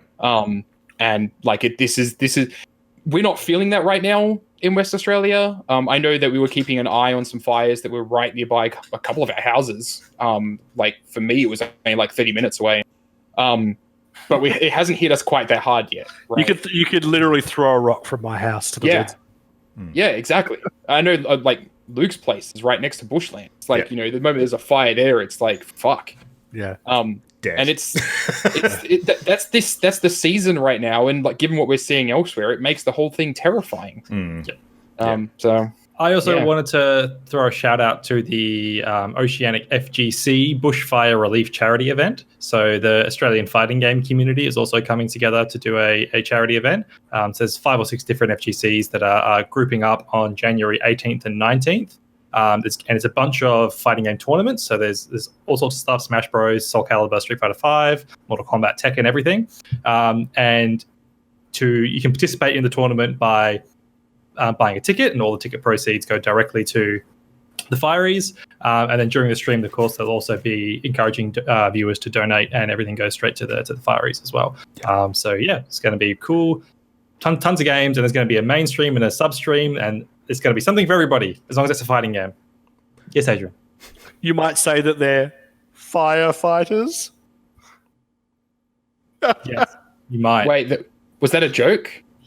No. It was more of a Luke impersonation. I would have gone with like Street Firefighter, but Street Firefighter. That one was only lukewarm. So, yeah. It was funny. Yeah. The listeners at home are shitting themselves with laughter. So. All right. Well, let's move on into our main topic for the night then. So, news out of the way. Still, warming up this year. Not super, I guess, pumping with new releases every week and that kind of thing just yet. But we're going to get into that real soon, because 2020 is going to be a year of quite a bit of action. It is going to be a year. Yeah. It's definitely going to be a year. I almost guarantee it's going to be a year. It is going to be an entire year. Yeah. In fact, it's going to be a bigger year than most, because we've got an extra day than no. Anyway, so video games in 2020. It's going to be shit. Do you honestly think that? I'm predicting it now. 2020 is going to be shit house. Okay. People you like will die. There'll be more E3. I'm calling it now. Okay. There'll be more E3. Worse. Interesting. So why do you think that? I think our morals as I don't. It's political correctness gone mad. It's political correctness gone mad. It's if Adrian. 6PR has taught me anything. You libtard. Yeah. Exactly. Jesus. Yeah. It'll continue to be bad because Fallout 76 is still exists. Exactly. Yeah. That's Oh, exactly good right. God! I thought we were done with that. Ironically, we're feeling the fallout for centuries to come. So. New year, new Fallout 76 arguments. Yeah. What's left to argue about? Yeah. Oh no, it's not really an argument. It's so much as like more terrible news stories. Yeah. Here's my actual point. Here's my actual serious point. I do think it's going to be a shit year, not only because I'm incredibly cynical, but if Star Wars has taught me anything, it's that you can't trust people to make good things that everyone will enjoy. And there's more shit things than there are good things, just like life. So Like this podcast, for example. Exactly. Wait, this is the serious point? Yeah. So why would 2020 be any different? Like, why would I expect anything good to come in the year of our Lord 2020 when all there was in 2019 was that fucking horrible Star Wars movie? And you could say, but Adrian, what about Fallen Order? Fine, one good thing in that universe, and the rest of it was shite. So I am, in general, going to put a pessimistic filter over 2020 and say there will be more bad than good. Wow. You're Can't welcome. you just not play the bad and play the good? No, I see what his strategy is here, because he's putting himself on such a low that when the stuff starts to come out that's actually good, he's just going to be through the roof in terms of excitement for it. Because When have you known me to ever go through the roof with excitement? Ever. Look, don't do this, because if you even convince him slightly that things could be good, then he might actually have hope, and then you'll crush him. My all-time favorite saying, and Christian will appreciate this, I got Shantae to say it and mean it the other day. Really? Yeah. Wow. Comes from The Simpsons, and all it is never try. That is the best piece of advice I can give anyone. all right, well, I think maybe Isn't what we that could Yoda's do. famous line? That's right. Yeah. Never try. Never. Try never. Try never. Let's just agree that this is going to be all relative. So when it comes to your expectations for the year, Adrian, in terms of your frame of view and your lens, there are going to be things within that are going to be higher and lower. So we could talk about the things within that range that at least you're excited about relative to the things that you're not. Yeah, So- fine. If that's the way, if you want me to, if you want me to be another corporate shill and succumb to the positive pressure, fine. I'll pick a few things that might be okay. All right. Well, I thought we could maybe just kick off with a bit of a broader discussion on what do you think 2020 is going to be like in terms of video games scene overall? Like, what are the big themes that we think we can expect to come out of this year? And I mean, obviously, starting with one clear one is that we're going to get a new console generation. So how is that going to change the landscape, and what big things can we expect to come from that? What do you think? So, I have a prediction about the new consoles. Mm-hmm. And I think that they're not going to push like TV, all that sort of shit like Xbox did. But I do think that both consoles are going to push a voice assistant feature. oh, okay. I think Like a I think Google Home Assistant kind like a Google Home Assistant. I think they're either going to be fully compatible with those services already, or they'll have their own one, and they'll want you to like control all your media and all your games and everything. Be like, hey, PlayStation, add me to a party with Luke, and then blah, and shit like that. That's interesting, because Microsoft kind of went down that road quite a bit with the Xbox 360 being like that home entertainment system console, and the Kinect being a bundle in with it as well, because a lot of people were using that tied into the voice commands. And What was the phrase that people had to use to wake it up? Just Yeah, Xbox, Xbox right? on. Yeah. Xbox on. Yeah. And so the reason I say this prediction is because I think that both companies are going to be scared to try anything that's, or like, probably smart, to be honest, smart to go left field with something. I think that they are both going to stick pretty straight down the line as far as we're doing games consoles, and we're going to make good games, and they're not going to want to distract too wildly from that main through line. But they're gonna want some other thing that's added to it that doesn't distract from that. And so I think something like a personal assistant shit is gonna be as brave as they're gonna be. Okay. Interesting. I think, again, putting on my cynical hat, I think games-wise, I think we're just going to see a massive further uptake of games as a service and things, and like more. I think there'll be more monetization. I think we're going to be given things more piecemeal than maybe we're used to, like maybe less content doled out over a longer period of time, or more subscription style services. We started seeing a bit of it toward the end of 2019 with like Google Stadia and all that kind of thing. So I think there'll be more of that kind of model. I know Google Stadia may not have been the success that they wanted it to be, but it won't stop them from trying, because it's a profitable model. They'll try other ways to sell you the same thing. So I think we might see, what's that game that's coming out that it looks like Warframe, but it's medieval, and you team up with people. Oh, yeah. I can't remember what it's called. There was a trailer at the Game Awards for it. Yeah, it's got like a one-word name. Invincible like or something like that? Something like that. Oh, whatever. the one that Kingslayer or something. Yeah, Rare's working on it, aren't they? I can't remember, Sure. but it was like armored Destiny / Warframe looking dudes. I do remember. It's got like a loot system or whatever. Yeah. I see more of that. More of like people going, oh, actually, Warframe. Those guys are making good. Let's do some more of that. So I don't know. Go on. On that, then, let's just quickly rattle off some of the most anticipated games, right? Because I think that if you actually look at the list of the games that people are excited about, I think there's only one clear games as a service on there. So there's like Cyberpunk, there's Ghost of Tsushima, Doom Eternal, Last of Us 2, Final Fantasy VII Remake, potentially Breath of the Wild 2.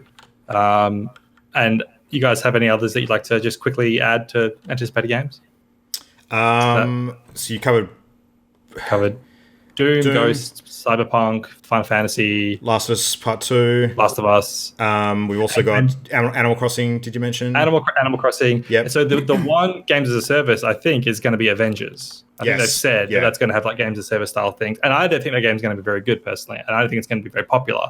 So I'm hopeful that of all those awesome games that are coming out, they're not games as a service. They're mostly fantastic single player games. Yeah. Fair enough. It's games as a service sort of, it seems in recent years to have occupied that weird space where it's almost like a few years back where every game was being sort of released with like an esports angle to it as well. It's like, we're going to turn this game into an esport. We're going to make it highly competitive. We're going to, try and add this extra layer to it, which is going to make it compete in this other market. And I think there's too many games that have kind of come out and they've tried to games as a serviceify it after the fact. It sort of clumsily in some ways. Like, I think Anthem's a good example of that, and probably a big part of the reason why expectations were not met when it came to the Anthem launch, because, I mean, not only did the initial game sort of not deliver, but it seems like they had this big grand plan of all of this games as a service stuff, which went far above and beyond the fact that it needs to rely on the initial release being good first for any of that stuff to work, and it just didn't, land. It didn't hit the mark. So you need to have a successful game launch before you can commit to that kind of stuff, but it's a double-edged sword because you also sort of want to get everybody's attention and get everybody fired up about the fact that it's going to be a long-term investment in the game world by also speaking a bit about their plans to do that before the game's even kind of landed initially. So it's a tricky balance, and I think there's been different examples of companies getting it right, sort of, but kind of like failing in some ways. Like Division 2 was a really good example last year, I thought, where like they had an excellent model for an ongoing sort of content schedule after the initial release. They made the end game quite captivating and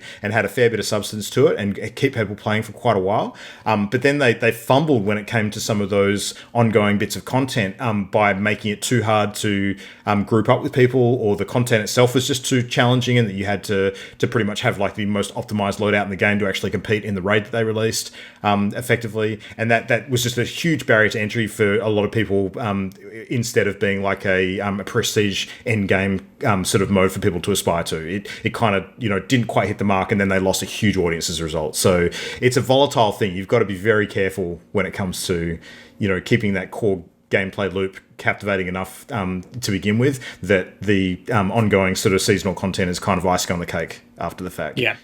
The big problem that Anthem had wasn't that it was a games as a service game.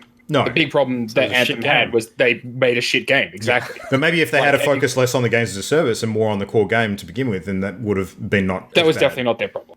Yep, like the problem was that they had never focused on it being on a games as a service, and they didn't realize until the very end and the last 16 months of development, hey, we didn't make this as a games as a service, because that's in the design document, and everything before that was just fucking around. I highly recommend you actually go out and read the postmortem about what happened with BioWare and Anthem. Basically, the bottom line, they spent 6 years of development trying to do neat things in the game engine and experimenting on stuff, but never actually designing a game. Yeah. This is the Jason Schreier article you're referencing. Yep. It's actually very, very fascinating, because basically it was all the mistakes they made on Andromeda turned up to 9, pretty much. I hope we never have to talk about Anthem in 2020. I We already agree. Yeah, absolutely. Let's not talk about it again. Yeah. I told you it's going to be a shit year. Starting now. Absolutely. But yeah, like I'm gonna add a couple of games to the list of ones I'm looking forward to. I had Masquerade Bloodlines 2. Oh, yeah. I had Spiritfarer, 12 Minutes, which is another time looping game. I also had Cyberpunk and Breath of the Wild 2, but also Minecraft Dungeons, having played that at PAX. I'm actually pretty looking forward to it. Mm-hmm. Watch Dogs Legion, I'm actually looking forward to as well. I think actually, narratively, I think it's going to be really interesting. And Deathloop, if that actually releases this year. So, yeah, those are some of the ones that I'm kind of looking forward to. Deathloop's the arcane one, isn't it? Yes. Yeah. Oh, yeah. Yeah. That was cool. But in terms of consoles and predictions about what's going to happen with consoles this year, I'm actually taking, I don't know if it's pessimistic, but almost an Adrian kind of perspective on this. I think that this is the year that we see the death of the PlayStation. Oh, interesting. It's not going to happen this year. Like, this is the year that it starts dying. And Microsoft, I think, is already getting out ahead of that, because everything that they're launching on their new Xbox console is not Xbox exclusive. It's playable on PC. So I don't think that Xbox as a console is going to be a console anymore. I think that it's going to basically be a PC, specialized PC for gaming, essentially. But Sony's in a weird position where they can't really do that unless they start making an operating system. I don't think they want to, though. I don't think they want to, but I think they're going to have to. Why? Because the consoles, as they currently stand, are very, very expensive pieces of hardware that never make money. Unless you do something like Nintendo. Which is not what Sony's doing. The Sony Interactive Entertainment is like the only profitable department of Sony. It's like not in the first couple of years, but overall, it takes like a long time PlayStation 4 is like the second best-selling console of all time.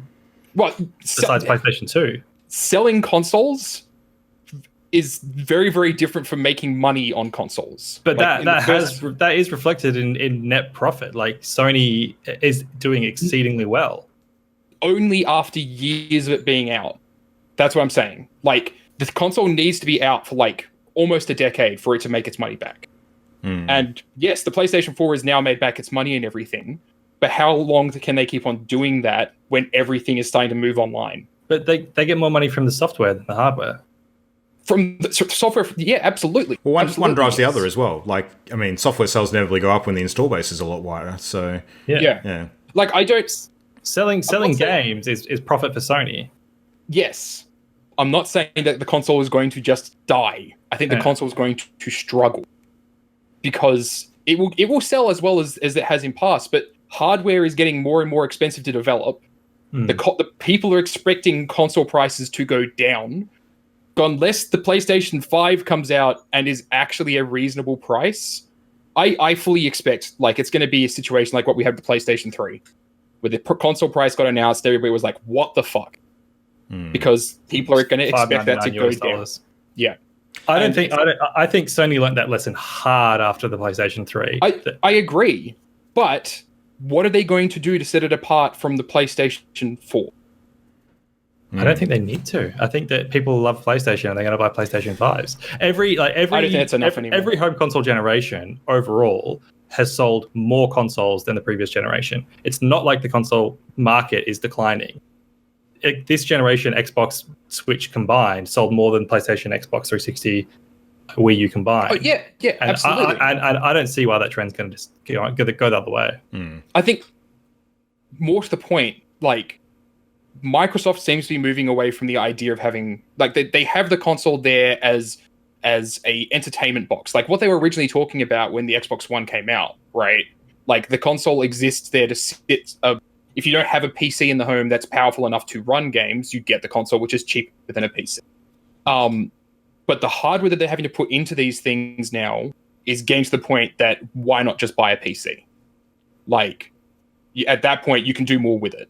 And it's for game developers, like, if they're making multi-platform games, it is just not worthwhile using that technology because it is so massively expensive to develop that. So Sony might actually do all right in that respect because of the fact they have so many first-party developers, but Microsoft, they're going to be worrying about PC and Xbox now. Like, they're treating them both as a single game platform. This is super interesting because I think for the first time in a while on a big topic like this, like, I actually have a different opinion as well to what you guys have just said. We're probably a little bit more divergent than what we typically are. So, as usual, I have no opinion. I'm just playing with this thing. I got no clue. I follow a bit different on both camps when it comes to you guys as far as Sony and Microsoft go, I think. And realistically, that's what we're talking about this year for the most part. I haven't said anything about Microsoft for the record. Okay, well maybe just because we're chatting Sony at the moment, I'll just throw in my 2 cents on that. I truly think that PlayStation 5 is going to be an early success story. And I think that a lot of that, kind of backing up, I guess, what Christian was saying, is going to be off the back of the consumer confidence that exists already for PlayStation 4, because there is a huge amount of people playing PlayStation and in that ecosystem right now, and especially because of the fact that the PS5 is going to be backwards compatible. People with PS4 games will be able to use it on the new console immediately also. I didn't know that. Yeah, that's a big thing. But Microsoft are looking I'm on to a do the video same game thing. podcast. And Xbox is going to be forwards compatible for a while. Which is a weird thing. I actually think that's a negative in some ways, but we'll talk about that in a minute. Too. Yeah. But like that's removing a big barrier to entry when it comes to like stepping over a new sort of to a new generation. Like people can buy the console with confidence. Actually, they can continue buying games with confidence right now, even up until the point they can afford the console without worrying that things are going to be outdated immediately. But I think that the story early on, especially, is going to be the same as it was this generation when it comes to which console is the better one to go with, and it's always going to be about the games. Like Microsoft surged ahead with a console that was more powerful and spec-wise did more than the updated PlayStation Pro did in the form of the Xbox One X, but people didn't care because Microsoft had no games. Like they had no games that people cared about. Whereas Sony still got all of the exclusives that people really, really want. All of the big names like The Last of Us, and you've got some of those other newer ones that people are quite excited about finding out more about, like Ghost of Tsushima and stuff like that. They still have the names. You know that the next Spider-Man game, whenever that comes out, like they'll do a sequel and that'll be a Sony exclusive, no doubt. Horizon Zero Dawn, there'll be a sequel to that coming out in the next couple of years, no doubt, which again will be a Sony exclusive. So they've still got a lot of those big hitters in their camp. And I think that still matters a great, great deal. Microsoft has a lot less by comparison. They have Halo. They have Gears for the people who are still sort of down with Gears, but not a lot of other big ones that people know about now. I have no doubt that there'll be some in future because they're definitely sort of lining up their ducks at the moment to make a big splash in the years to come. But on the current goodwill, which is what's going to drive the initial sales of those consoles, I think Sony's going to like break away with a very strong lead initially. But I don't think it'll last, which is, I guess, where I kind of maybe agree a little bit more with Matt when it comes to the next few years after that. Because I think that the thing that's going to make a big difference is what Microsoft's doing in the cloud space, especially. So what they're setting up early on when it comes to their the Xbox Game Pass program, when you can literally pay for Game Pass and get access to a whole bunch of new release games and not actually need an Xbox at all. You can play them on PC if you're a PC gamer as well. I think that Stadia especially is just going to get blown out of the water if they don't right their ship real soon, because what Microsoft's doing is going to kill. Stadia's already dead in the water. Yeah. Oh yeah. Pretty much. They're going to get absolutely slain by Microsoft in the years to come. And I think that unlike what happened when we saw the release of Xbox One and PlayStation 4, where both consoles were very comparable, like there wasn't a lot between the two of them and it really came down to the games. I think after the first year or two of the next generation, we're going to start to see that they're both diverging quite a bit in terms of what they're offering to the consumers. So, Microsoft's going to be all about this play your games anywhere, forward compatible, backwards compatible, PC, Xbox. It doesn't matter, just play our games and we'll try and make it as accessible and as cheap for you to do so as possible. Whereas Sony's going to stick to pretty much the same model they've got already and rely on the brand, the loyalty in the customer base and the exclusive arrangements they've got with particular titles. Yep. So that's what I think. That's pretty much where I'm coming at it from as well. Like I do genuinely believe that long term, I don't know what Sony's plan is. I don't think that they have a cloud-based kind of plan to go on. They already have PlayStation Now. They have PlayStation Now, yeah. But I think that Microsoft's moving away from the idea. This is my impression. Microsoft's moving away from the idea of actually even being in a console war, because Sony's never considered the PC a competitor, but Microsoft is making the PC a competitor. Yeah, like they are putting Xbox games on PC. And I do think that in the next couple of years we're going to hear I think this year E3 we are going to hear a lot about those Microsoft exclusives that are going to make people want to buy them. But they're not going to make people want to buy the console. Yeah, it sounds like you're going to be able to play it on PC, which is great. Everybody wins. So I have no interest in buying the Xbox. And I think that it is going to be for those families that are basically like, we want to get a home console for the kids and we haven't got a super powerful PC because that's more expensive. That's when you buy an Xbox. But I do think that the PlayStation will outsell it. But in the grand scheme of things, like if you want your kids to be able to do their homework and have something to play on, you're going to be better off buying a PC. And I think that Microsoft's actually kind of planning on building around that and shifting away a bit from console wars, essentially. It's why I've also been like saying for the last couple of years, like getting Doug Bowser up on stage on Microsoft, because I'm pretty sure that like Microsoft is going to want that sort of thing. Like they haven't got a mobile device. Here's Doug Bowser and the Nintendo Switch, and we're working together. We're going to put Microsoft games on the Switch. They've got nothing to lose in that respect. So yeah. But I don't like, other than Sony doing the same thing they've always done, which is making incredible games on a very powerful console.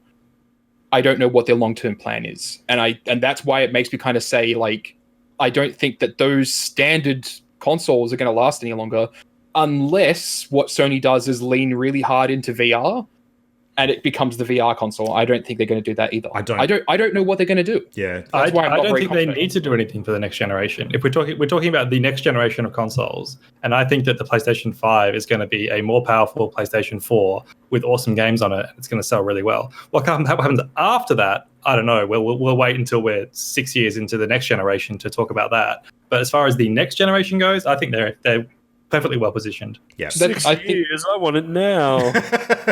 I don't think they could afford to wall themselves off anymore, though. I think they've learned their lessons when it comes to the cross compatibility dramas that we've had of recent years as well. Yeah. So, yeah, I guess. I like, it's not like that has impacted sales or anything. That's a conversation that gamers have, but it's not. It doesn't affect their bottom line very much. Nintendo and Microsoft have moved on. Like, they're doing different things. The fact that Sony is just kind of stagnating and doing the same thing, I think is not going to do it any favors. I don't think that because it was a winning formula last generation, it's going to continue to be a winning formula. Okay. I guess that comes down to a difference in like taste again then, because I don't see PlayStation as stagnating at all. I see them as being at the peak of their game, making awesome games, and they're going to continue doing that. Xbox 360 was at the peak of its game, and then Xbox One happened. Yeah, it's a risk, I think. Like, I agree they're peaking at the moment, but where do you go after you peak? That's the concern. Yeah. So I want to know what they're going to do to stay there. Are we talking about the next generation or the generation after that? Well, we don't know. I think it could be this generation. It could be this generation. Yeah. We don't know. It depends. Like, they need to do a lot of work to maintain the lead, is what I'm saying. And I think that they've got everything to lose. Yeah, they need to also convince me to buy a PlayStation 5, because if the main reason I'm buying it is for like the exclusive games that are only going to be on PlayStation 5, then there's got to be a whole lot of them at launch. And otherwise, like, what's the point? Like, if it's a PlayStation 4 that's slightly better graphics and it runs an SSD, I probably wouldn't be interested. In much the same reason that I still have the classic Xbox One. I didn't buy the upgraded one. We'll all be long dead before we get that far in the future anyway. True. More than likely, yeah. Should we talk some games for a minute? Because I think it'd be cool just to quickly to sort of, just to wrap things up, talk about some of the games that we as individuals are actually quite excited for this year. So, Adrian, if you had to pick maybe like a couple of games that you're looking forward to above all else, what would be the ones that you'd point to? Can you read that list again, Christian? Because I don't even know what's coming. I'll just quickly say Cyberpunk 2077, Ghost of Tsushima, Doom Eternal, Last of Us 2, Final Fantasy 7 Remake, and maybe Breath of the Wild 2, but that's unconfirmed. Yeah. Maybe Doom. Maybe Pokemon expansion. Maybe... what was the first one again? Cyberpunk? Maybe Cyberpunk. That's about it. But like, it's hard to get me excited about anything. Yeah, I know I'm plugging that angle a lot, but like, honestly, I'm like the everyman. Like, I don't consume the news media, the games media. I don't watch the trailers. I don't get hyped. I tend to be surprised most of the time when I enjoy something greatly. Yeah. But the proof is in the pudding. Yeah, or I hear it from you guys and then I go play it because I hear about how good it is. That's generally my pattern. I know Doom will be good and that'll be awesome. I think you'll like Ghost of Tsushima. You reckon? Yeah, I might. Yeah, I'm getting more and more into Japanese stuff, so that might be something that makes me excited. If you do want to get caught up on something relating to games, like a new Doom trailer literally just dropped today, Adrian, so you can go and check that out right now. Yeah, I will have a look. And like, what will excite me? Doom will probably be exciting for me because I have, like I said recently, like a renewed PC hardware system. So I'm looking forward to putting it through its paces. I'm looking forward to playing something that will really make it shine. So that's probably, I'm looking forward to that. What I'm actually looking forward to is the things that I don't know about yet that I will be excited for when I see them. Yeah. Because it's a brand new, that I guess is the most positive I'll be tonight. It's a brand new year. There's plenty of opportunity for me to be surprised by something great, like Sekiro. Maybe something will come along and I'll be like, that's fucking awesome. Yeah. Yeah. But nothing already announced really gets me revved up. What would you pick, Matt, if you had to point to a couple of things just for you? I think I want to be excited for Cyberpunk, but I'm also feeling a little worried about Cyberpunk. Like I'm getting I'm not going to mention the A game because we talked about it and we agreed that we're not going to talk about the A game anymore. But I get a little bit of A game vibes from Cyberpunk. Put it that way.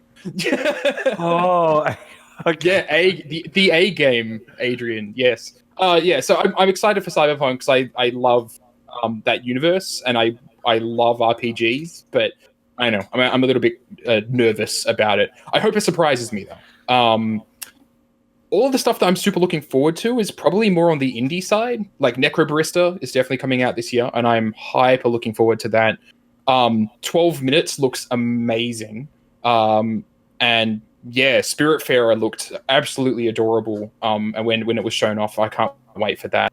Otherwise, the ones that I'm looking forward to are ones that I haven't heard a lot about, so I don't really have anything to form an opinion on yet, right? Like Halo Infinite, I am a huge Halo fan, despite the fact that the last two games were garbage. But at the same time, I have no idea what Halo Infinite's going to be, so I don't know. It could end up being garbage again. I'm hopeful, though. I'm hopeful that it will be good. Yeah.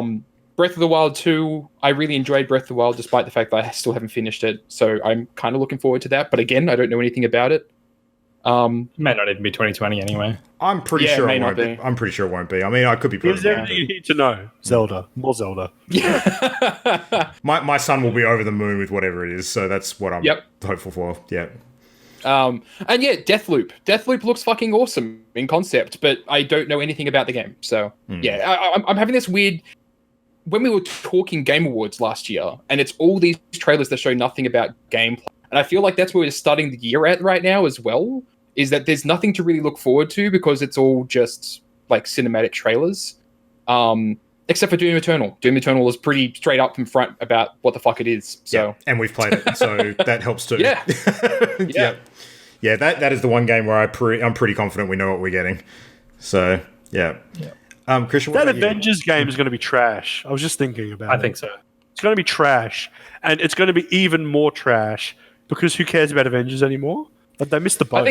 I think it's going to be mediocre. I don't think it'll be bad. I think it will just be mediocre. It just got delayed to September, I think, as well. So that's probably a good thing, ultimately. It'll give them a bit more time. Delayed trash is still trash. Well, it gives them more time to pivot and make it something better, potentially. Yeah. So. What I played of it was fun enough, but I don't think that it's going to be Game of the Year material, put it that way. It's also a particular audience, I think, that maybe we are no longer that audience. So, yeah.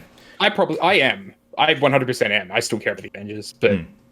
Yeah. I just don't think the game suffers from problems that any game developer should know about pretty much. So. Yeah. So with no new Sekiro, Christian, what are you looking forward to this year? Everything I listed, I'm super excited for. Cyberpunk, Breath of the Wild, Ghost of Tsushima, Doom Eternal, Last of Us, Final Fantasy VII. Excited for all of them. I'm also really hoping that we hear more about Bayonetta 3 finally. Oh, yeah. That's been a couple of years, so I'm hoping that's a 2020 game. I'm also hoping that Shin Megami Tensei 5 is a 2020 game. That's another game that was announced years ago and we haven't had anything for. I'm keeping an eye on a game called Digimon Survive, which is a console Digimon game that looks kind of Persona-esque. A lot of like visual novel sort of style to it, but then a tactics style battle system. So yeah, Digimon Survive. Yeah, Digimon Survive. I think that looks cool. I'm really looking forward to the next big meaty story that I can dig into that will surprise me. And I think Cyberpunk may not necessarily give me that because I think it's going to be more about the coolness of the setting for Cyberpunk. Doom's not necessarily going to give me that. I think Doom will have cool story elements to do with the setting, and we know what Doom is, and I'm going to love it regardless. But the one that I think is Last of Us. Yeah, The Last of Us is the one that I'm really looking forward to because I think that in terms of what the last one delivered on, with the unique sort of nature of the setting, with it being not quite your average zombie game and like being a lot of human elements to the story and that sort of stuff they dug into quite deeply as far as the emotional resonance goes, that was really excellent storytelling, and that's the kind of thing I want to have grip me again. My worry for Last of Us is that it's going to be too grim. Yeah, I'm worried that or maybe me personally, or more people aren't really in the mood for like super grim and depressing shit these days. Yep, I agree with you. Yeah, I think it is going to be absolutely grim though. It's also the first game after they've lost their writer. Amy Hennig, do you mean? Yeah. No, this was more of a Neil Druckmann one though. Neil Druckmann did. Hey. Yeah. So Amy, it's post Amy Hennig is more my point. I don't know if that'll actually matter too much. I don't know. Like, but even the last one, the first Last of Us had a bit of humor to it, whereas like everything that I'm seeing out of this one is I don't want to play it. I'm really not in the mood for it. Like, but that's also coming from a place where I like here's an opinion. I think Last of Us 1 was massively overrated. Okay. Fair enough. All right. Yeah. Glad it's an opinion. I'm definitely going to play it, but I am concerned that it's going to be too dark. And like, I just want there to be glimmers of hope, I guess, and light moments instead of just because it looks like it's Ellie just going on this revenge thing and just getting super into the violence and she's fucking killing everybody. And I'm like, come on, Ellie, line up a bit, chill out. It does, like, the vibe of it from the start seems to be that everybody she cares about is and that's like, well, fuck. Yeah. I think it's about balance, though. 2020, man. Like, ironically, you could play a game like The Last of Us Part 2 and like it be super dark and bleak, and then you can just supplement it with like a crazy, colourful murder fest like Doom, and it's like a good balancing act between the two, ironically. So Animal Crossing maybe is more of the counterweight to... When I play Doom, I pretend I'm one of the demons. Good, Adrian. Good, yeah. Anyway, that feels like a show to me. So what do you think, guys?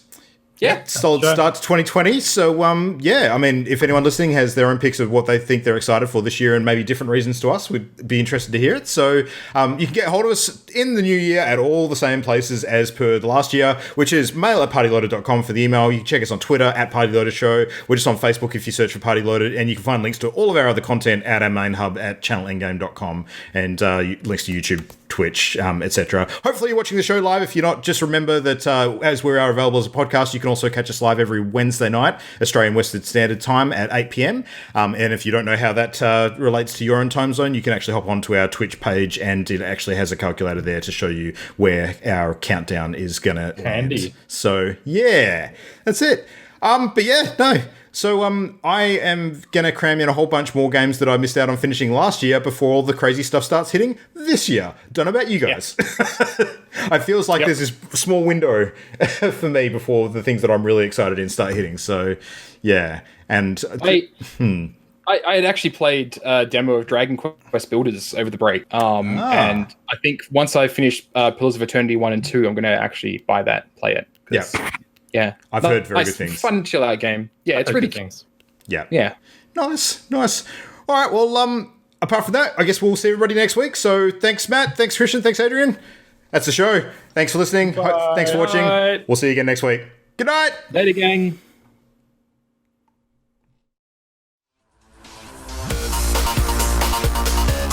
The Party Loaded podcast is a Channel Endgame production. For this and more great gaming content, bookmark channelendgame.com.